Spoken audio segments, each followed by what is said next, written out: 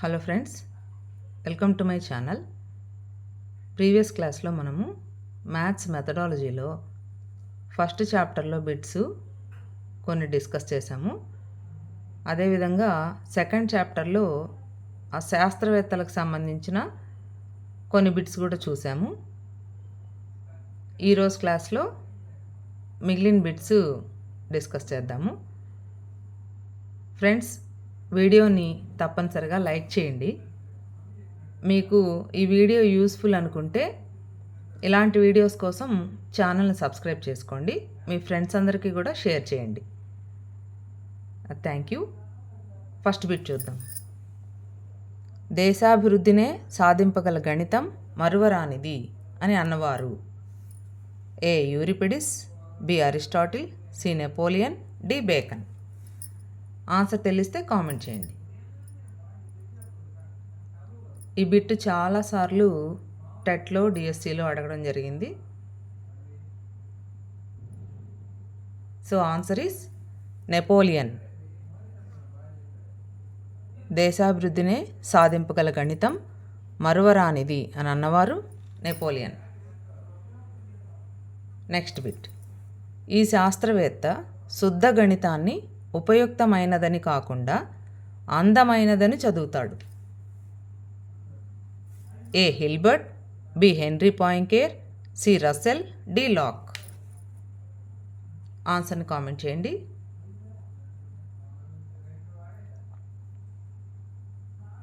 So దీనికి answer, ఈ శాస్త్రవేత్త శుద్ధ గణితాన్ని ఉపయుక్తమైనదని కాకుండా, అంటే ఉపయోగపడుతుంది అనే కాకుండా అందమైనది అని చదువుతాడు. అంటే గణితము అందమైనది అని ఆయన అభిప్రాయం అన్నమాట. Answer Henri Poincare. Next bit. అన్ని భౌతిక పరిశోధనలకు ఒక తప్పనిసరి పరికరం గణితం అని అన్నవారు ఎవరు?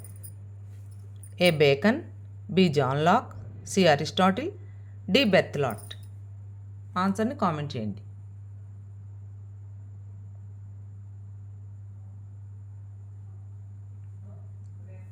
సో దీనికి ఆన్సర్ డి బెర్తలాట్. అన్ని భౌతిక పరిశోధనలకు ఒక తప్పనిసరి పరికరం గణితం అని అన్నవారు బెర్తలాట్. దీంట్లో మీరు ఈ పరికరం అనే మాటను గుర్తుపెట్టుకోవచ్చు. Next bit. ఏదైనా ఒక విషయంలోని సమస్యను మరొక విషయం సహాయంతో పరిష్కరించడమే సహసంబంధం అని నిర్వచించిన వారు. A Berthelot, B Bradford, C Mary అపియరీ, డి యూక్లిడ్. ఆన్సర్ని కామెంట్ చేయండి.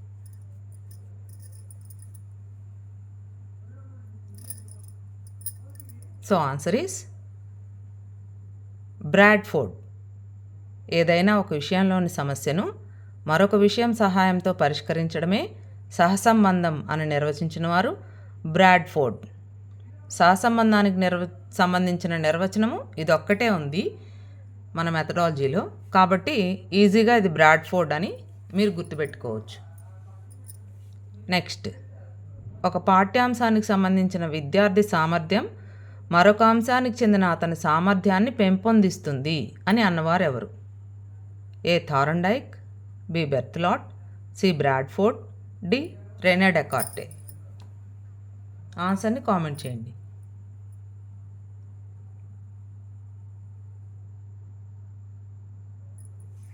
So answer is Thorndike.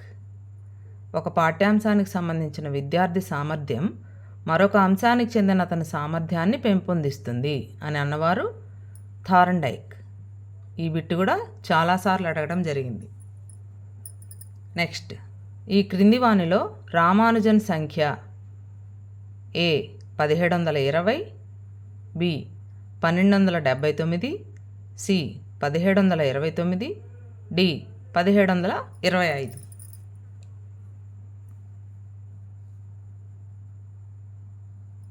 So దీనికి ఆన్సర్ సి 1729.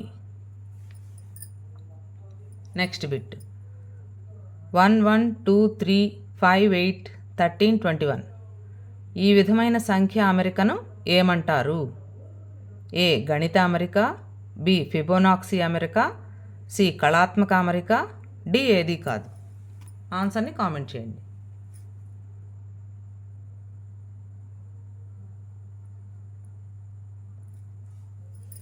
సో ఇక్కడ 1 1 ఈ రెండు కలిపితే నెక్స్ట్ది వస్తుంది 2. 1 2 కలిపితే 3 వస్తుంది. 2 3 కలిపితే 5 వస్తుంది. 3 5 కలిపితే 8 వస్తుంది. అట్లా ఇలా ఉండే అమరికను ఫిబొనాక్సీ అమరిక అంటారు. So answer B. Next bit. రకరకాల గణితాంశాలను పరిశీలించి వాటి వ్యత్యాసాలను, సంబంధాలను విశ్లేషించి ఒక విషయ నిర్ధారణ లేదా సాధారణీకరణం చేయుటను ఏమంటారు? ఏ ఆగమన వివేచన, బి నిగమన వివేచన, సి అంతర్బుద్ధి, డి సహసంబంధం. ఆన్సర్ని కామెంట్ చేయండి.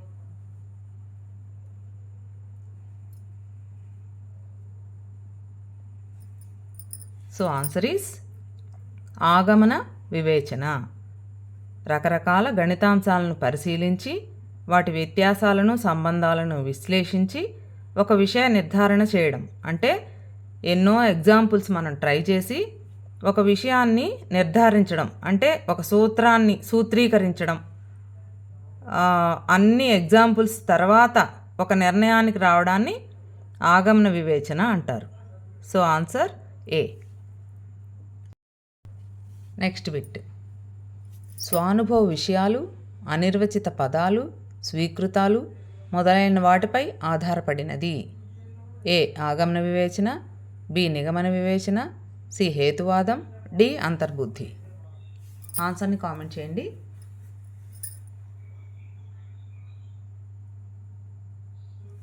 సో స్వానుభవ విషయాలు, అనిర్వచిత పదాలు, స్వీకృతాలు మొదలైన వాటిపై ఆధారపడినది నిగమన వివేచన. Answer B. Next bit. నిరూపించబడిన సత్యాల ఆధారంగా విషయ నిర్ధారణ చేసేది. ఏ ఆగమన వివేచన, బి సహసంబంధం, సి నిగమన వివేచన, డి ఏది కాదు.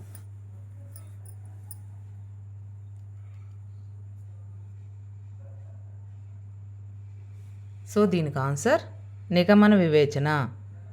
నిరూపించబడిన సత్యాల ఆధారంగా విషయ నిర్ధారణ చేసేది నిగమన వివేచన.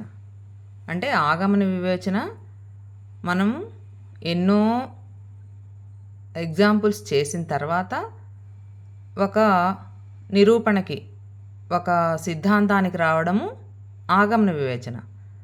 అలా కాకుండా ఆల్రెడీ నిరూపించబడిన సిద్ధాంతాల ఆధారంగా విషయ నిర్ధారణ చేసేది నిగమన వివేచన. Next bit. Bertrand Russell, A N వైట్హెడ్లు అనుసరించినది. ఏ తార్కికవాదం, బి సాంప్రదాయవాదం, సి అంతర్బుద్ధివాదం, డి ఏది కాదు. ఆన్సర్ని కామెంట్ చేయండి.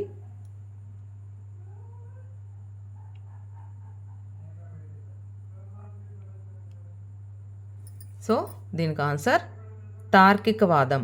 అంతకుముందు క్లాస్లో కూడా చెప్పున్నాను, రస్సెల్ అని వస్తే తార్కిక, తర్క అనేవి ఉంటే అదే మనము ఆన్సర్గా డినోట్ చేయొచ్చు. సో బెర్ట్రాండ్ రస్సెల్, ఏఎన్ వైట్హెడ్లు అనుసరించింది తార్కికవాదం. Answer A. Next bit. Principia Mathematica అను గ్రంథాన్ని రచించినది. ఏ ఇబర్ట్, B Russell and Whitehead, C Kronecker and Poincare, D Kurt Godel. ఆన్సర్ని కామెంట్ చేయండి.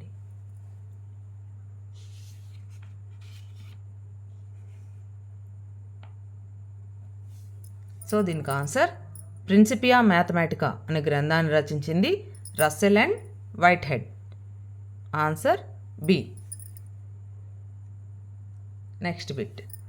క్రింది వారిలో సాంప్రదాయవాది. A David Hilbert, B Kurt Godel, C Russell and Whitehead, D Euclid. ఆన్సర్ని కామెంట్ చేయండి.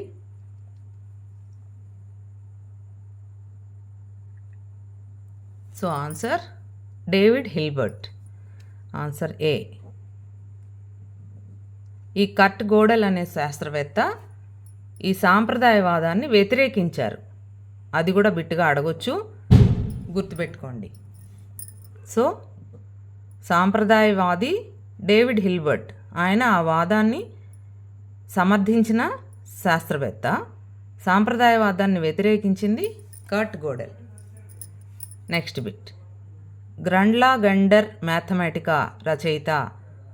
గ్రండ్లా గెండర్ మ్యాథమెటికా అను గ్రంథాన్ని రచించినది A Napoleon, B Russell, C Poincare, D Hilbert.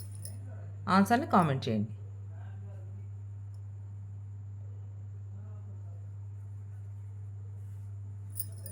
So గ్రండ్లా గెండర్ మ్యాథమెటికా అను గ్రంథాన్ని రచించిన వారు Hilbert. Answer D. Next bit. Leopold Kronecker, Henri పాయింకేర్లు ప్రచారం చేసిన వాదం ఏ తార్కికవాదం, బి సాంప్రదాయవాదం, సి అంతర్బుద్ధివాదం, డి ఏది కాదు. ఆన్సర్ని కామెంట్ చేయండి.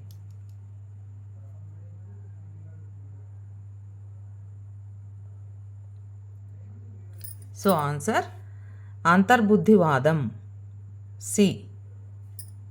సో తార్కికవాదాన్ని ప్రచారం చేసిన వారు Bertrand Russell and A N Whitehead. సాంప్రదాయవాదాన్ని ప్రచారం చేసిన వారు డేవిడ్ హిల్బర్ట్. అంతర్బుద్ధివాదాన్ని ప్రచారం చేసిన వారు Leopold Kronecker and Henri Poincare. Okay. Next bit. నిత్య జీవితాంశాలతో కానీ ఇతర పాఠ్య విషయాలతో కానీ గణితానికి గల సంబంధాన్ని ఇలా అంటారు. ఏ బాహ్య సహసంబంధం, బి అంతర్గత సహసంబంధం, సి సామర్థ్యం, డి ఏది కాదు. ఆన్సర్ని కామెంట్ చేయండి.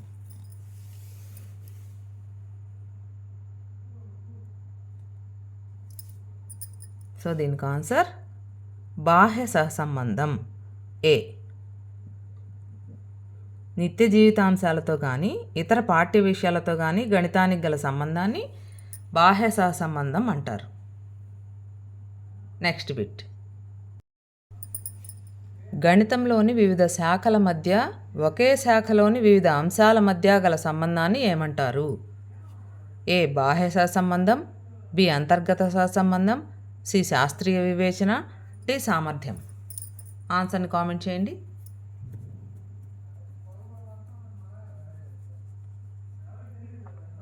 సో ఆన్సర్ ఈస్ అంతర్గత సహసంబంధం, బి.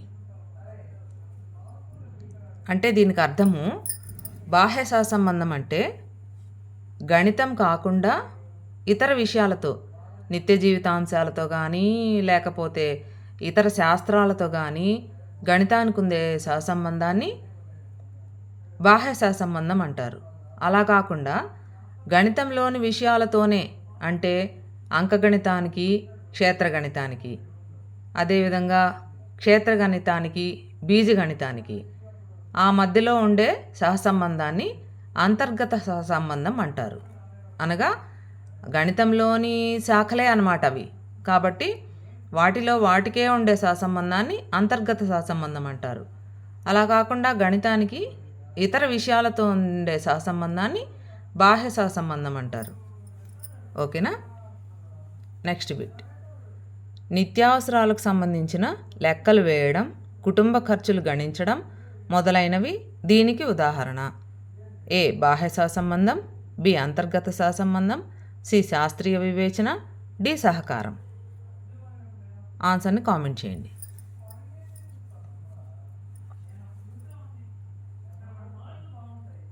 అవి రెండిటికి తేడా మీకు తెలిసినట్లయితే దీనికి ఈజీగా మీరు ఆన్సర్ చేస్తారు.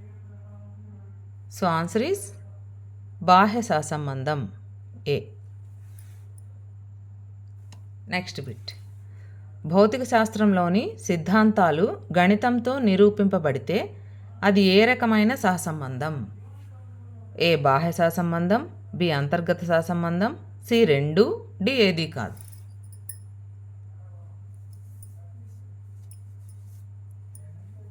సో దీనికి ఆన్సర్ బాహ్య సహసంబంధం.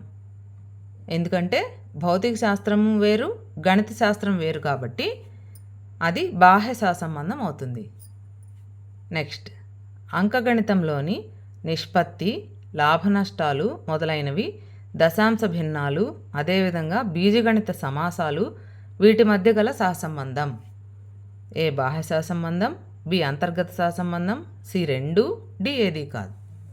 ఆన్సర్ని కామెంట్ చేయండి.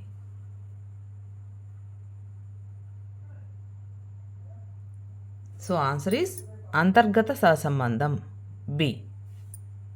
అంటే ఇవన్నీ గణితంలోని అంశాలే కాబట్టి వాటి మధ్యలోనే ఉండే సహసంబంధాన్ని అంతర్గత సహసంబంధం అంటారు. ఓకే, వీడియోని చూస్తున్న వారు ఖచ్చితంగా లైక్ చేయండి, ఛానల్ సబ్స్క్రైబ్ చేసుకోండి. Okay, next bit. ఇప్పుడు సెకండ్ చాప్టర్లో గణిత శాస్త్రవేత్తల యొక్క కృషి. ఈ చాప్టర్లో ఫస్ట్ బిట్ చూడండి. ఒకే అజ్ఞాత రాశి గల సామాన్య సమీకరణానికి చెందిన జ్ఞానం కలవారు. ఏ ఆంగ్లేయులు, బి పోర్చుగీస్ వారు, సి ఈజిప్షియన్లు, డి గ్రీకులు.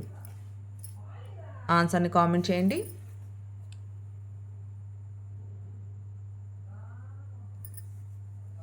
సో ఆన్సర్ ఈస్ సి ఈజిప్షియన్లు. ఒకే అజ్ఞాత రాశి గల సామాన్య సమీకరణానికి చెందిన జ్ఞానం కలవారు ఈజిప్షియన్లు. ఇప్పుడు ఆ అజ్ఞాత రాశిని ఏమని పిలిచేవారు? ఏ హౌ లేదా heap, B arithmetic, C pyramid, D ఏది కాదు.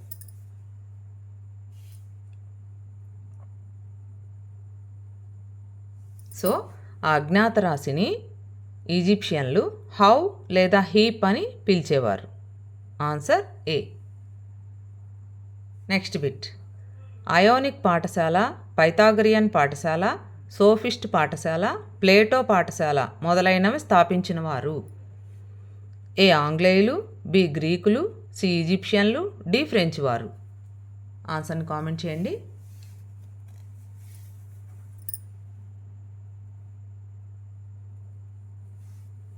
సో దీనికి ఆన్సర్ బి గ్రీకులు. దీంట్లో పైథాగరస్, ప్లేటో వీరు గ్రీకు శాస్త్రవేత్తలను మనకు తెలుసు కాబట్టి ఈ పాఠశాలను స్థాపించిన వారు గ్రీకులు. Next bit. గ్రీకులు సంఖ్యా విధానానికి పెట్టిన పేరు. A Arithmetica, B Logistica, C heap, D ఏది కాదు.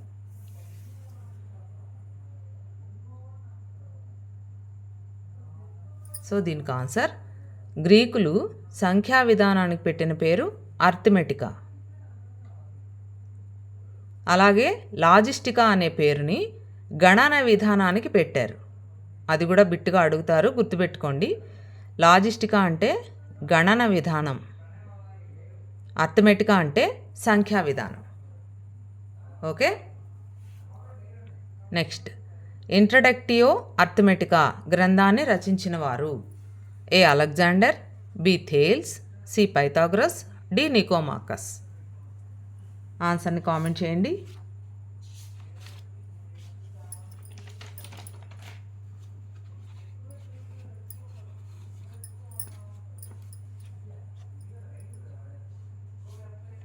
ఇంట్రడక్టియో అర్థమెటికా అనే గ్రంథాన్ని రచించిన వారు డి నికోమాకస్.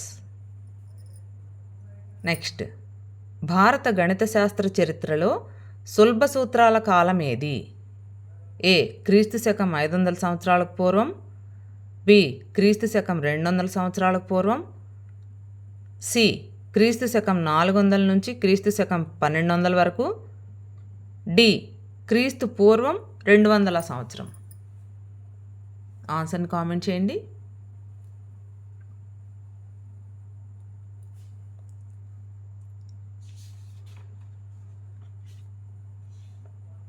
సో భారతదేశంలో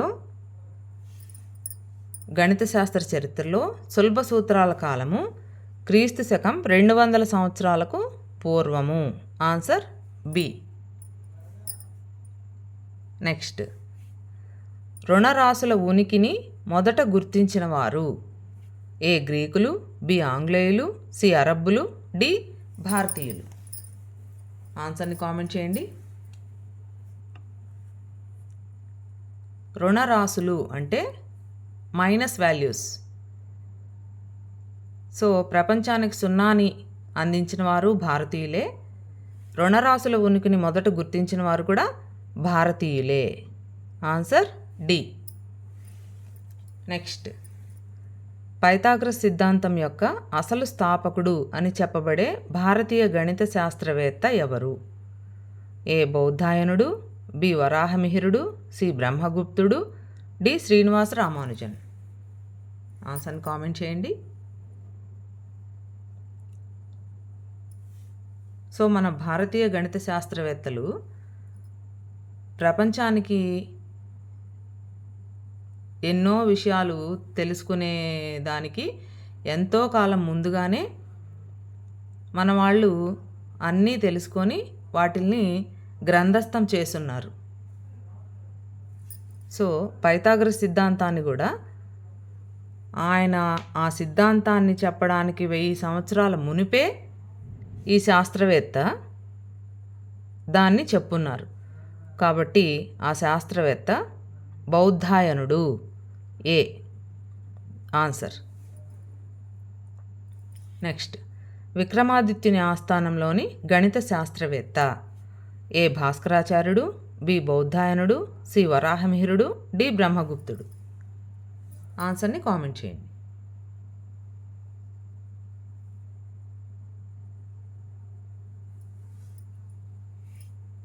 సో దీనికి ఆన్సర్ వరాహమిహిరుడు, సి.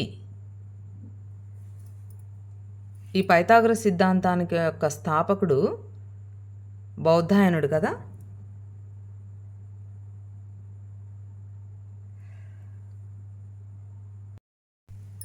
నెక్స్ట్ బిట్, పంచసిద్ధాంతిక, బృహజ్జాతకం, బృహత్ సంహిత, ఖగోళం మొదలైన గ్రంథాలను రచించిన గణిత శాస్త్రవేత్త.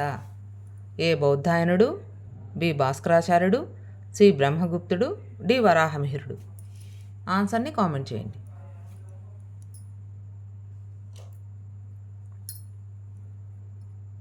సో ఈ గ్రంథాలను రచించిన గణిత శాస్త్రవేత్త వరాహమిహిరుడు.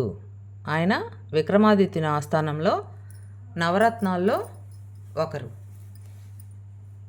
నెక్స్ట్, వరాహమిహిరుడు రచించిన ఈ గ్రంథంలో ఎలాంటి స్థలాలలో నీరు ఎంతెంత లోతుల్లో దొరుకుతుందో వివరించబడింది? ఏ పంచసిద్ధాంతిక, బి బృహత్ సంహిత, సి ఖగోళం, డి దకార్గాళాధ్యాయం. ఈ గ్రంథాలన్నీ వరాహమిహిరుడు రచించినవే. సో వాటిల్లో ఏ గ్రంథంలో నీరు ఎంతెంత లోతుల్లో దొరుకుతుందో, ఎలాంటి స్థలాలలో ఉంటుందో చెప్పబడింది? అది ఏ గ్రంథము? దకార్గాళాధ్యాయము. Answer D. నెక్స్ట్, భారతీయ గణిత శాస్త్రజ్ఞులలో ప్రథముడుగా ముఖ్యుడుగా చెప్పబడిన వారు? ఏ వరాహమిహిరుడు, బి ఆర్యభట్ట, సి భాస్కరాచార్యుడు, డి బ్రహ్మగుప్తుడు. ఆన్సర్ని కామెంట్ చేయండి.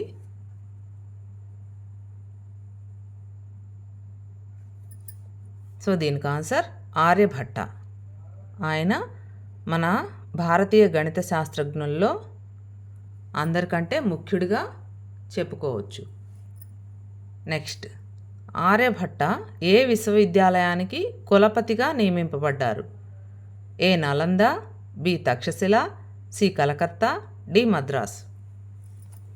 ఆన్సర్ని కామెంట్ చేయండి.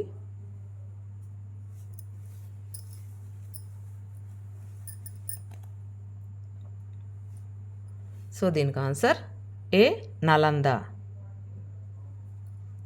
నెక్స్ట్, ఆర్యభట్ట రచించిన ఆర్యభట్టీయం గ్రంథంలోని శ్లోకాలు ఎన్ని? A 100, B 110, C 120, D 121.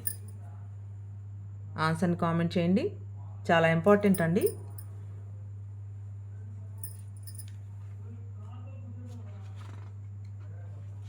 So Aryabhata రచించిన ఆర్యభట్టీయం గ్రంథంలోని మొత్తం శ్లోకాలు 121.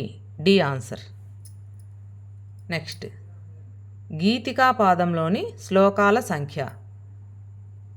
ఈ క్వశ్చను తెలుసుకునే ముందు ఆర్యభట్టీయం అనే గ్రంథంలో ఏ ఏ పాదాలు ఉంటాయి? గీతికా పాదం, గణిత పాదం, కాలపాదం, గోళపాదం. ఇవి 4 పాదాలు ఉంటాయి. గీతికా పాదంలో 10 శ్లోకాలు ఉంటాయి, అందుకనే దాన్ని దశగీతికా పాదం అంటారు. గణిత పాదంలో 33 శ్లోకాలు ఉంటాయి. కాలపాదంలో 25 శ్లోకాలు ఉంటాయి. గోళపాదంలో 50 శ్లోకాలు ఉంటాయి. ఇవి కూడా మనకి బిట్స్గా అడుగుతారు, గుర్తుపెట్టుకోండి. సో గీతికా పాదంలోని శ్లోకాల సంఖ్య 10, అందుకనే దాన్ని దశగీతికా పాదం అంటారు. గణిత పాదంలో 33, కాలపాదంలో 25, గోళపాదంలో 50 శ్లోకాలు ఉంటాయి. నెక్స్ట్, బీజగణితంలోని అనిశ్చిత సమీకరణాలను పల్వనైజర్ కొట్టకం పద్ధతి ద్వారా సాధించిన శాస్త్రవేత్త ఎవరు? ఏ బౌద్ధాయనుడు, B Euclid, C Aryabhata, D Plato. ఆన్సర్ని కామెంట్ చేయండి.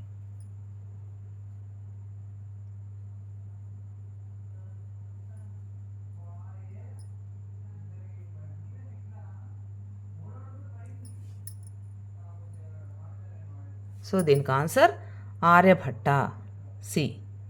బీజగణితంలోని అనిశ్చిత సమీకరణాలను పల్వనైజర్ కొట్టకం పద్ధతి ద్వారా ఆయన సాధించారు. నెక్స్ట్, భారతదేశంలో ప్రయోగించిన మొదటి కృత్రిమ ఉపగ్రహం ఆర్యభట్ట ప్రయోగించిన సంవత్సరం.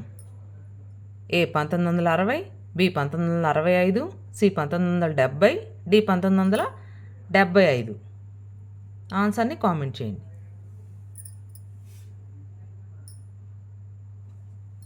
So answer D 1975. Next bit, భారత ప్రభుత్వం ఈ నోటుపై ఆర్యభట్ట ఛాయాచిత్రాన్ని ముద్రించింది. ఏ 1 రూపాయి, బి 2 రూపాయలు, సి 5 రూపాయలు, డి 10 రూపాయలు. ఆన్సర్ని కామెంట్ చేయండి.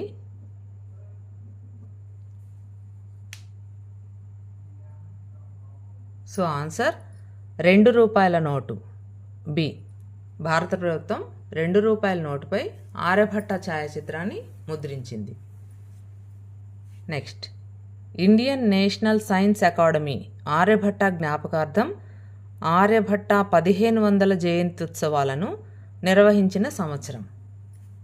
ఏ 1975, బి 1972, సి 1976, డి 1980. ఆన్సర్ని కామెంట్ చేయండి.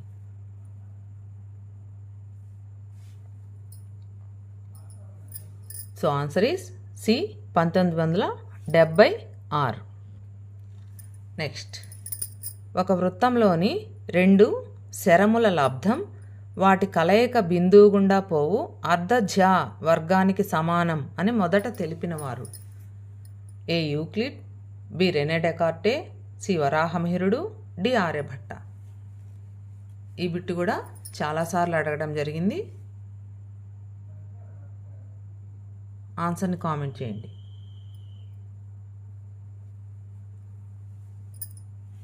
సో ఇది కూడా ఆర్యభట్ట చెప్పినదే.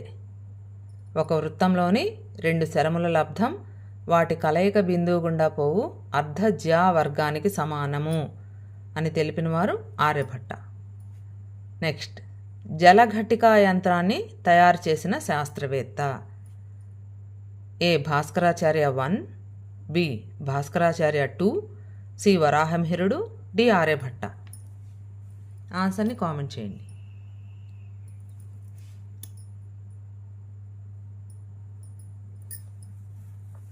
సో దీనికి ఆన్సర్ భాస్కరాచార్య 2, అంటే 2వ భాస్కరాచార్యుడు.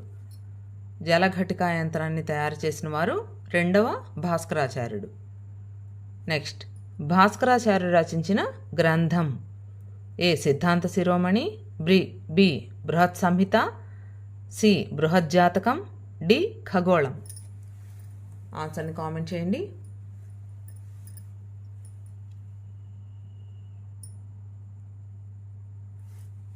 సో ఆన్సర్ ఏ సిద్ధాంత శిరోమణి. నెక్స్ట్, లీలావతి గణితం, గణితాధ్యాయం, గోళాధ్యాయం అను గణిత భాగాలు కలిగిన గ్రంథం ఏది? ఏ కరణ కుతూహలం, బి సూర్య సిద్ధాంతం, సి సిద్ధాంత శిరోమణి, D Aryabhatiyam.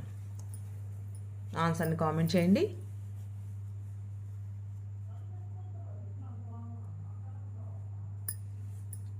So answer is C సిద్ధాంత శిరోమణి.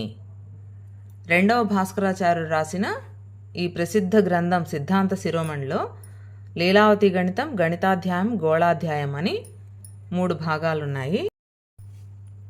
సో సిద్ధాంత శిరోమణి అనే గ్రంథంలో లీలావతి గణితం, గణితాధ్యాయం, గోళాధ్యాయం అనేవి 3 భాగాలు. దానిలో లీలావతి గణితంలో అంకగణితము, లాభ నష్టాలు, ప్రస్తారాలు, సంయోగాలు, గుణశ్రేణులు, దశాంశ పద్ధతి, అంకశ్రేణులు వీటికి సంబంధించిన వివరాలు. అదేవిధంగా గణితాధ్యాయంలో, గోళాధ్యాయంలో గ్రహాలకు సంబంధించిన గణితాన్ని వివరించడం జరిగింది. నెక్స్ట్, పరార్ఘ్య అనగా ఏ 10^10, బి 10^15, సి 10^17, డి 10^5. ఆన్సర్ని కామెంట్ చేయండి.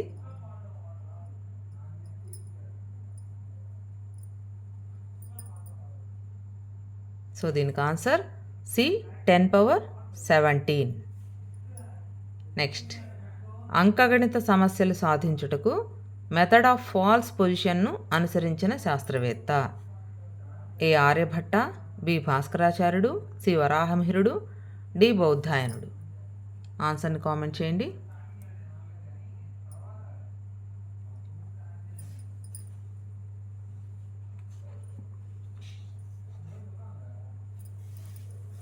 సో దీనికి కూడా ఆన్సర్ బి భాస్కరాచార్యుడు.